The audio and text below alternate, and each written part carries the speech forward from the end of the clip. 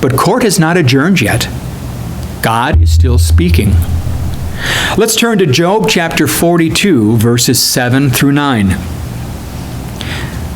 After the Lord had finished speaking to Job, he said to Eliphaz the Temanite, I am angry with you and your two friends, for you have not spoken accurately about me as my servant Job has.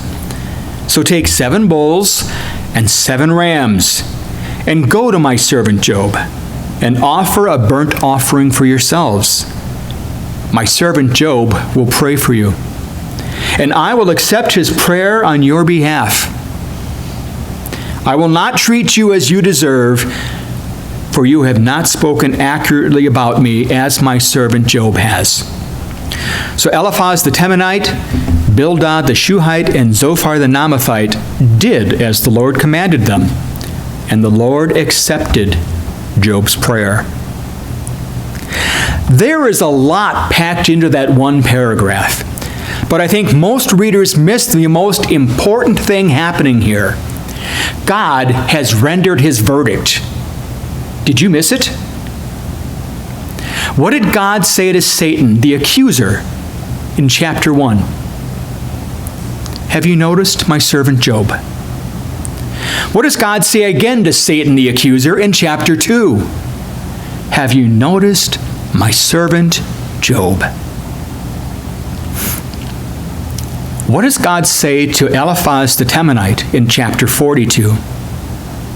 My servant Job. As a matter of fact, God says my servant Job 3 times. Ladies and gentlemen, God has just declared Job is not guilty. Remember, God was not on trial.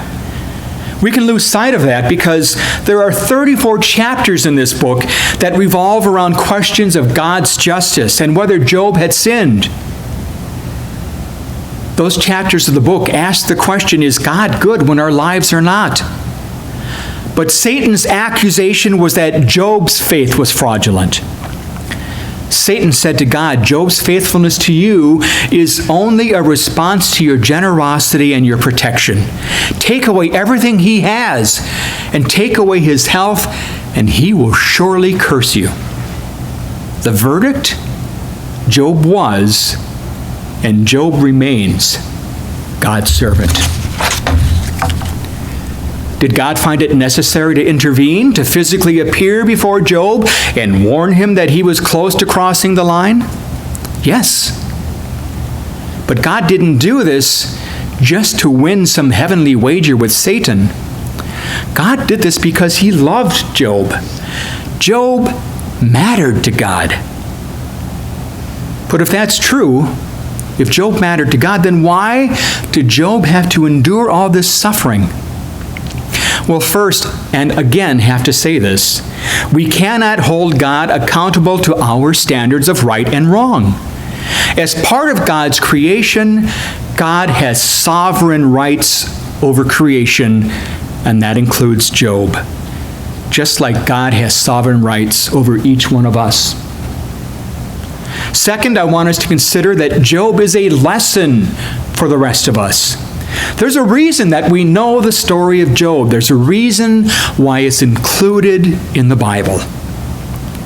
Sam Chand, you may not have heard of him. He's a former pastor, and he is the president emeritus of a big Christian college. Now he's a leadership coach. And he says that pain is one of the methods that God will use to get our undistracted attention in order to teach the most fundamental lessons of trust. Mr. Chan says we find true spiritual strength when we trust God when we're weak. So sometimes our pain is what helps us to grow spiritually. Third, I want us to consider that God had considerable faith in Job's faith. God was confident that no matter what kind of suffering Satan could inflict, Job would remain faithful and would not sin against him. Would God show the same confidence in the measure of our faith? But there's something else in this paragraph that I don't want us to miss. God expresses his displeasure with Eliphaz, Bildad, and Zophar. Interestingly, not Elihu. But he's upset with Eliphaz, Bildad, and Zophar because they misrepresented him. Job's friends described a transactional God, someone more interested in meting out justice than mercy.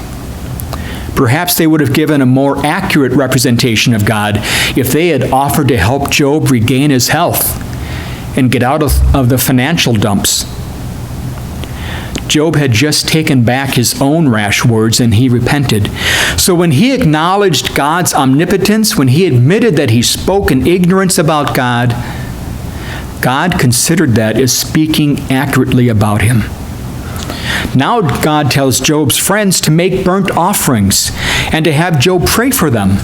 And what's more, God promises that he will accept Job's prayer, his intercessory prayer, and he will not punish the friends as they deserve. This is restoration.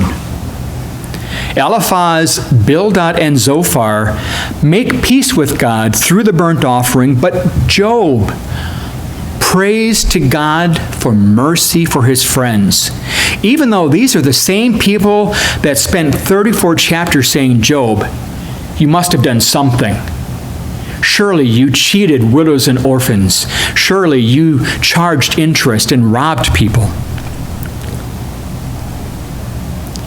So Job had been marinating in self-pity and anguish to the point of challenging God, but now he doesn't have the opportunity to simmer in frustration over his friends because Job has to forgive his friends for their mistaken accusations so that he can intercede for them. He has to restore their friendship, and that's restoration. Now, Job regularly made burnt offerings for his own children, and God knew this. So God was telling Job, I want you to show the same love and concern for your friends who accused you unfairly, the same concern that you showed for your children who loved you. God is having Job model the same kind of grace that Jesus would display many centuries later. And after this, Job himself is restored.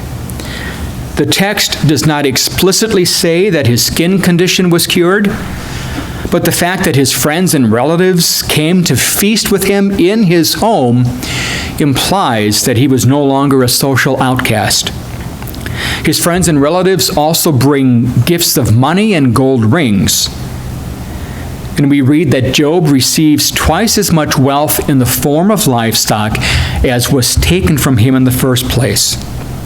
And he fathers 7 more sons and 3 more daughters. And we learn the name of these daughters: Jemimah, Keziah, and Keren-Happuch. They were more beautiful than all the other women around, and they were included in Job's will. Job, who complained that he wished he were dead and that his suffering would never end, lived an additional 140 years. He lived to see his great-great-grandchildren. Now, this sounds kind of like a fairy tale happy ending, and some scholars question if this ending wasn't added to the story to balance out the suffering that Job experienced, because it sounds too good to be true. But the restoration of wealth and the addition of new children must not be seen as replacing what Job had lost. We can indeed replace material possessions, but children cannot be replaced. Time and companionship lost because of illness cannot be replaced. God was not providing some out-of-court settlement with Job to compensate him for his losses or his pain and his suffering. What happened is Job moved from a time of blessing to a time of suffering, and now he was once again experiencing a time of blessing. Even the best of us will have good times and bad times. As I mentioned, the book of Job asks us, or moves us to ask why. Job certainly wanted to know why all this happened to him. And we want to know why God would allow this blameless man to suffer so much. And God never answers that question. But Job does learn more about who God is. And through that discovery, Job learned what is most important. And we actually sang about it. We may never learn why this happened to Job, but maybe we can know why this book is included in the Bible. When Job made his suffering the focus of his experience, when his suffering occupied a higher position than God in his life, his suffering intensified. He questioned the justice of God, and he questioned the nature of his relationship with God. In short, when Job stewed in his own misery, he stayed miserable. And C.S. Lewis touched on this in his book, A Grief Observed. C.S. Lewis said, part of every misery is, so to speak, the misery's shadow or reflection. The fact that you don't merely suffer, but have to keep on thinking about the fact that you suffer. But when Job found himself in the presence of God, it didn't take long for things to get better.